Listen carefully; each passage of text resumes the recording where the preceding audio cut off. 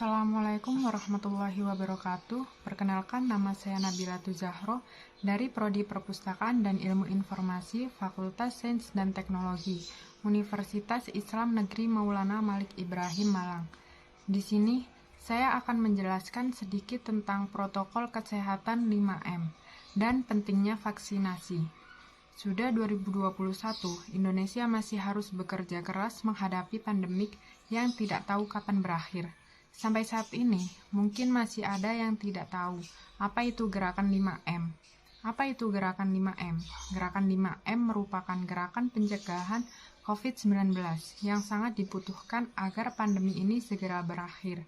Protokol kesehatan ini terdiri dari yang pertama, memakai masker. Kita semua perlu banget pakai masker tiap keluar dari rumah. Masker itu nggak hanya dipakai orang yang merasa sakit aja, tapi orang yang sehat juga perlu pakai masker.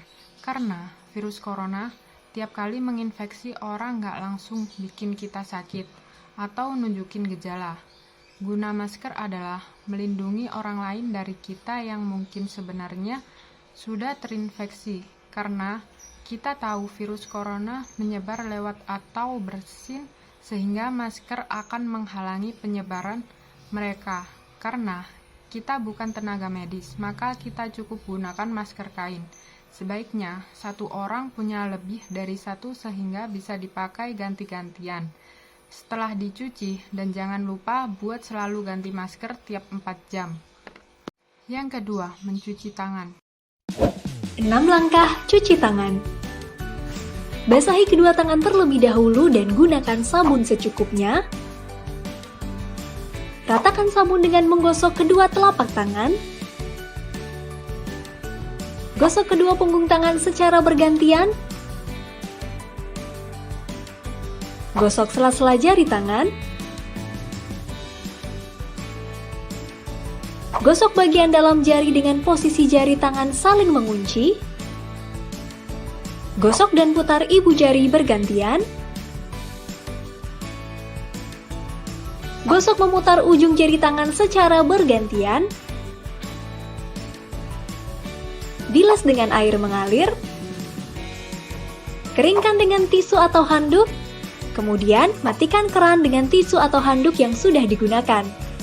Lakukan langkah-langkah mencuci tangan selama 40-60 detik jika menggunakan air dan 20 hingga 30 detik jika menggunakan hand sanitizer. Ini kata dokter tentang cara mencuci tangan.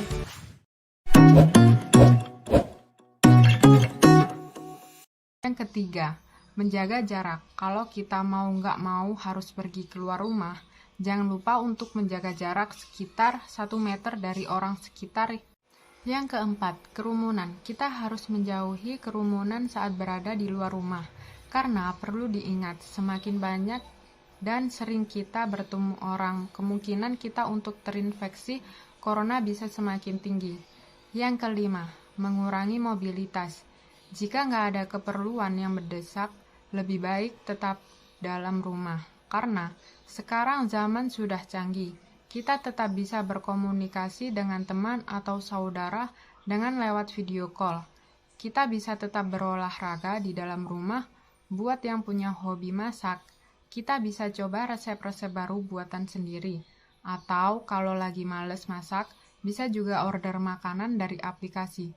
Terus buat orang-orang yang mager dan suka rebahan, inilah saatnya kita bisa jadikan orang pahlawan. Gerakan 5M berlaku untuk semua kalangan. Mari kita patuhi semua protokol kesehatan yang ada agar kita bisa bantu pemerintah memerangi virus corona, dan kita juga harus waspada biar gak kemakan berita-berita palsu yang udah gak kehitung jumlahnya.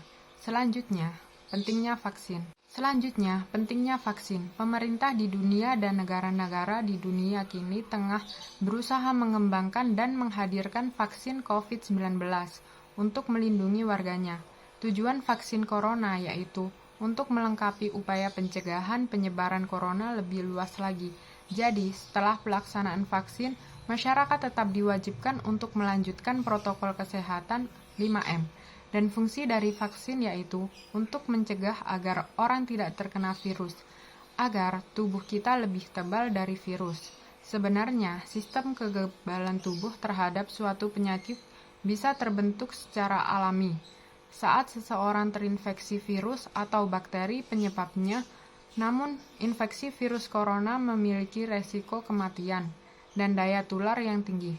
Oleh karena itu, diperlukan cara lain untuk membentuk sistem kekebalan tubuh, yaitu vaksinasi. Ada banyak manfaat yang bisa diperoleh jika Anda mendapat vaksin COVID-19, di antaranya. Yang pertama, menurunkan angka kesakitan dan kematian akibat COVID-19. Yang kedua, mendorong terbentuknya herd immunity. Yang ketiga, meminimalkan dampak ekonomi dan sosial. Yang keempat, melindungi orang yang pernah terpapar virus COVID-19. Yang kelima, dapat bersosialisasi lebih leluasa. 6. Melindungi generasi selanjutnya. Yang ketujuh, menghentikan penyebaran COVID-19. Yang ke-8, memberikan perlindungan ekstra saat beraktivitas. Yang ke-9, manfaat COVID-19 untuk memberikan efek jangka panjang. Yang ke-10, meminimalkan dampak sosial dan ekonomi negara. Berapa lama jarak dosis pertama dengan dosis kedua vaksin COVID-19 telah dinyatakan positif. Untuk vaksin Sinovac, jarak penyuntikan dosis 1 ke dosis kedua adalah 28 hari, sementara vaksin AstraZeneca 2-3 bulan. Sementara bagi penyintas dapat divaksin setelah 3 bulan dinyatakan sembuh. Untuk penyintas yang sudah mendapatkan vaksin dosis 1 sebelum dinyatakan positif, maka bisa melanjutkan vaksinasi dosis kedua setelah sembuh 3 bulan. Tidak perlu mengulang. Pemerintah telah mendistribusikan dosis telah digunakan di 34 provinsi. Kelompok prioritas penerima vaksin COVID-19. Saat ini jumlah vaksin yang tersedia di Indonesia masih belum cukup untuk diberikan kepada seluruh masyarakat Indonesia sekaligus. Maka dari itu, ada beberapa kelompok yang diprioritaskan untuk mendapatkan vaksin COVID-19 terlebih dahulu. Terdapat kandidat vaksin yang dapat diberikan untuk mereka yang berusia 60 hingga sampai 89 tahun. Namun, tahap awal vaksinasi diberikan pada orang dewasa sehat usia 18-59 tahun, yang merupakan kelompok usia terbanyak terpapar COVID-19. Berikut ini adalah beberapa kelompok yang termasuk prioritas vaksin COVID-19. Tenaga kesehatan yang memiliki resiko tinggi untuk terinfeksi dan menularkan COVID-19.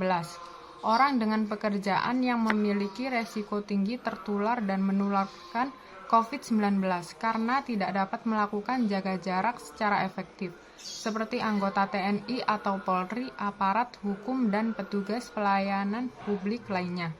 Orang yang memiliki penyakit penyerta dengan resiko kematian tinggi bila terkena COVID-19, termasuk lansia. Dari fakta-fakta tersebut, kita bisa lihat bahwa vaksin COVID-19 membawa banyak manfaat, tidak hanya untuk diri sendiri, tetapi juga banyak orang. Oleh sebab itu, meskipun banyak beredar isu-isu seputar vaksin yang belum jelas kebenarannya, kita tidak perlu ragu atau takut untuk menjalani vaksin COVID-19. Selagi menunggu vaksin COVID-19 diedarkan, kita harus tetap menjalani protokol kesehatan dan sebisa mungkin menghindari berpergian keluar rumah atau berkumpul dengan orang-orang banyak. Jika kita berlibur atau berada dalam situasi yang beresiko tinggi, usahakan untuk melakukan tes PCR atau setidaknya rapid test antigen dan lakukan karantina minimal 1 minggu, meskipun hasil tes menunjukkan negatif. Sekian dari saya, apabila ada kesalahan mohon dimaafkan. Wassalamualaikum warahmatullahi wabarakatuh.